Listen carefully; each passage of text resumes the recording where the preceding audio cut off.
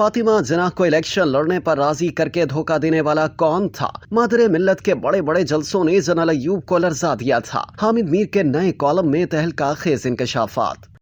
मारूफ शायर हबीब जालिब फरमाते हैं कि अगर मादरे मिल्लत फातिमा जिन्नाह को मौलाना भाषानी धोखा न देते तो शायद पाकिस्तान न टूटता और आज हालात मुख्तलिफ होते। ये मौलाना भाषानी कौन थे? इन्होंने खुद को फातिमा जिन्नाह को इलेक्शन लड़ने पर राजी करके धोखा क्यों दिया? सीनियर सहाफी हामिद मीर ने अपने ताज़ा कॉलम में इन तारीखी हकाइक पर रोशनी डाली है। हामिद मीर लिखते हैं कि मादरे मिल्लत फातिमा जिन्नाह के साथ जो कुछ पाकिस्तान के पहले फौजी डिक्टेटर जनरल अय्यूब खान ने किया उसका तो बहुत जिक्र होता है, लेकिन जो कुछ जनरल अय्यूब खान की ओपोजिशन में शामिल कुछ सियासतदानों ने किया उस पर भी बात करने और अल्लाह ताला से इज्तिमाई माफी मांगने की जरूरत है, क्योंकि जो कुछ हमने कौम की माँ के साथ इसकी जिंदगी में किया उसका खुमियाजा ये कौम आज तक भुगत रही है। हामिद मीर बताते हैं कि 1964 में जनरल अय्यूब खान ने सदारती इलेक्शन का ऐलान किया तो हुक्मरान जमात मुस्लिम लीग कई धड़ों में तकसीम हो चुकी थी। कन्वेंशन मुस्लिम लीग फौजी डिक्टेटर की हिमायत कर रही थी। कौंसल मुस्लिम लीग के रहनुमाओं मुमताज दौलताना, सरदार शौकत हयात, ख्वाजा सफदर और चौधरी जहूर इलाही ने मादरे मिल्लत की हिमायत का फैसला किया।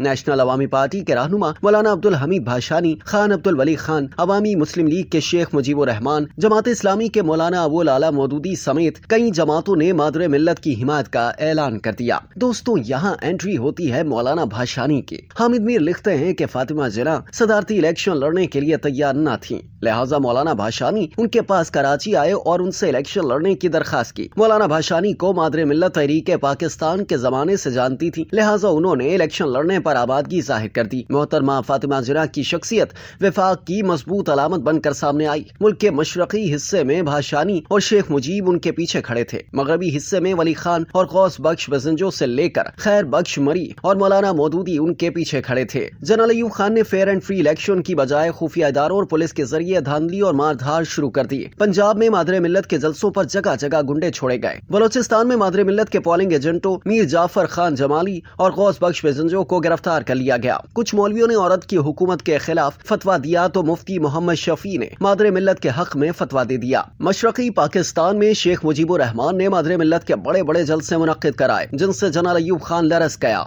दोस्तों, ये वो मौका था जब मौलाना भाषानी ने 40 लाख रुपए के एवज मादरे मिल्लत मोहतरमा फातिमा जिन्नाह का सौदा कर लिया। अपने कॉलम में हामिद मीर दास्तान खानबादा मियां महमूद अली कसूरी का हवाला देते हुए बताते हैं कि मौलाना भाषानी ने अय्यूब खान से पैसे लेकर मादरे मिल्लत की इंतखाबी मुहिम को अपने ज़ेरे असर इलाकों में ठंडा कर दिया और 2 जनवरी 1965 को उन्हें वोट भी न दिलवाए। नेशनल अवामी पार्टी की क़यादत को फौरन मौलाना भाषानी की गद्दारी का पता चला तो पार्टी के 3 रहनुमा मियां महमूद अली कसूरी, खान अब्दुल वली खान और अरबाब सिकंदर इस मामले की तहकीकात के लिए पहले ढाका और फिर मौलाना भाषानी के गांव पंज बीबी पहुंच गए और तवील बहस के बाद मौलाना भाषानी ने तस्लीम किया कि उन्होंने चुअन लाई की दरखास्त पर अय्यूब खान की मदद की। इस तरह शेख मुजीब ने ढाका और चिटागोंग में मादरे मिल्लत को जितवा दिया था, लेकिन बाकी इलाकों में भाषानी ने मादरे मिल्लत को हरवा दिया। इस तनाजुर में देखा जाए तो ये बात दुरुस्त मालूम होती है कि मादरे मिल्लत मशरकी पाकिस्तान से अक्सरियत हासिल कर लेती और इलेक्शन जीत जाती तो शायद पाकिस्तान न टूटता।